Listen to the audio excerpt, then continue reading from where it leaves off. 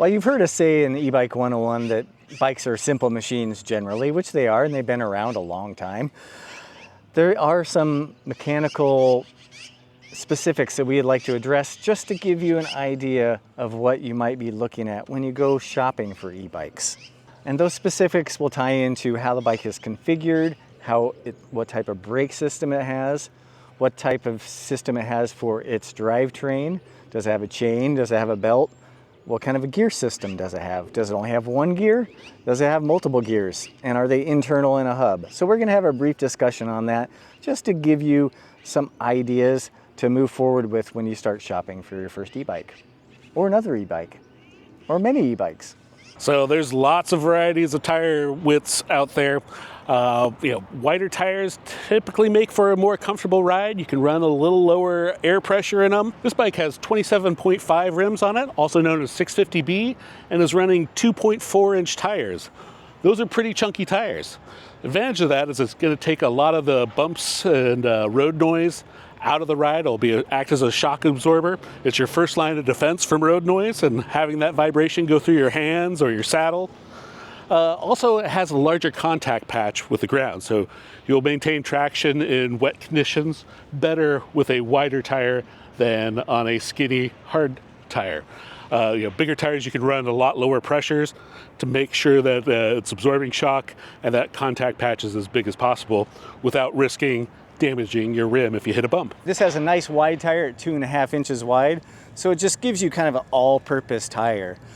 One thing to know with e-bikes is because you're going typically at higher speeds, you can get e-bike rated tires.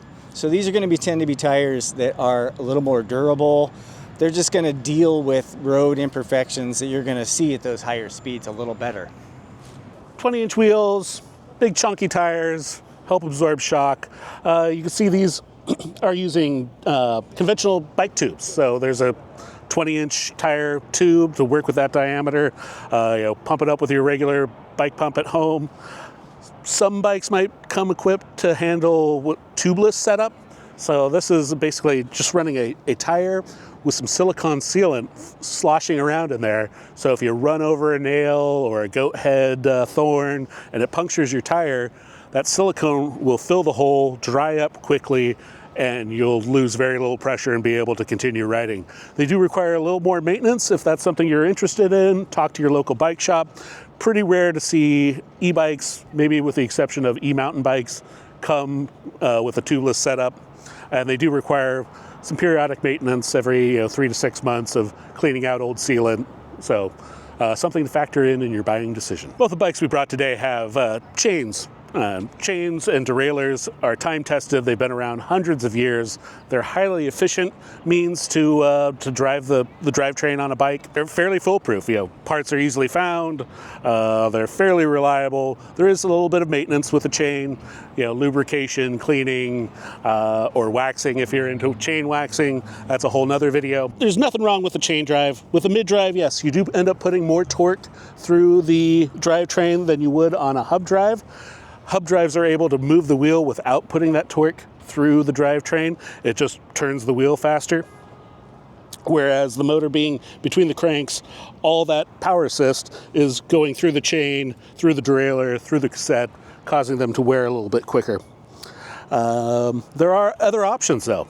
Belt drives have become popular. They're much quieter, require little to no maintenance, last a lot longer than a chain.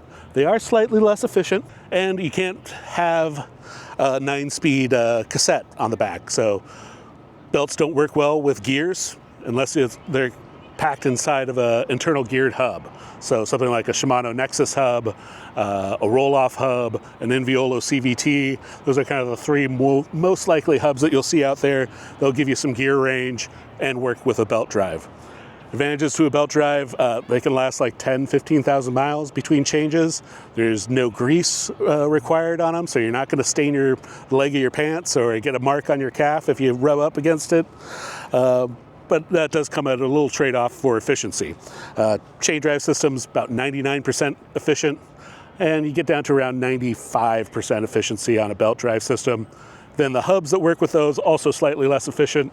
The trade-off on an e-bike is if you have a less efficient drivetrain system like a belt drive with an internal geared hub and a mid-drive, you're not really feeling those effects in your legs. You're allowing the power assist motor system to pick up that slack for you. So the ride quality for the user feel of it is largely the same, but it does put a little more wear and tear on the e-bike system itself.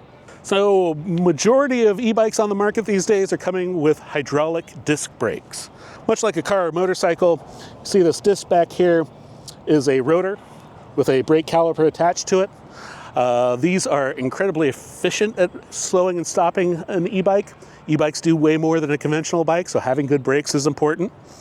The hydraulic system has a little well up here in the handlebars with hydraulic fluid running through the lines that actuate the calipers to squeeze those brakes. This is great for people with hand strength issues, maybe a little arthritis setting in, don't have a lot of grip strength. You can get a whole lot of braking done without having to really squeeze this brake lever. Some bikes will have mechanical disc brakes, so it's using a cable to actuate the calipers. The advantage to having a mechanical disc brake system is that if that cable breaks, it's very easy to change. If you're somewhat handy with bicycles, you can change it on the roadside, hook up a new brake cable, and be on your way. There's some specialized tools required to bleed a brake system for hydraulic brakes. Most people will rely on their local bike shop to do that for them. One of the important things to look at, though, in a disc brake system is the quality of the caliper. So there's pistons in there that drive those brake pads together around the rotor. And sometimes there's a single piston, sometimes there's dual pistons, which are higher quality, push from both sides to squeeze the brake rotor. Some bikes have 4 pistons, some even more than that. So the greater the number of pistons in that caliper, typically the more braking power it's going to deliver and the higher quality. They're also going to be a little more expensive. Dual piston, quad pistons are easier to adjust and eliminate any brake rub, because hearing your rotor rub on brake pads will drive me nuts personally. If you don't like your bike making weird noises, having them adjusted properly is important. You also want to look at the size of the rotors. So the greater the amount of surface area, the more braking power it's going to have. So conventional bikes, you'll see 140 millimeter disc brake rotors, 160 are pretty standard. Some bikes will fit up to 180. You can find e-bikes out there with over 200 millimeter brake rotors on them, and those really have a lot of surface area to help stop the bike more efficiently. Another advantage of disc brakes is they stop more efficiently in wet conditions. You don't have to necessarily be riding in the rain to take advantage of that. If it's a damp morning or it rained the day before and you're going through puddles, your rotor's going to get wet, and disc brakes stop way more efficiently from road spray that's on them than a rim brake will. It's pretty rare to see modern e-bike for sale with rim brakes. V-brakes are probably the best example of a rim brake. If you're going to use them on an e-bike, you will be hard pressed to find a model of e-bike sold with rim brakes at this day and age. Made possible by a grant from SACOG, the Sacramento Area Council of Governments.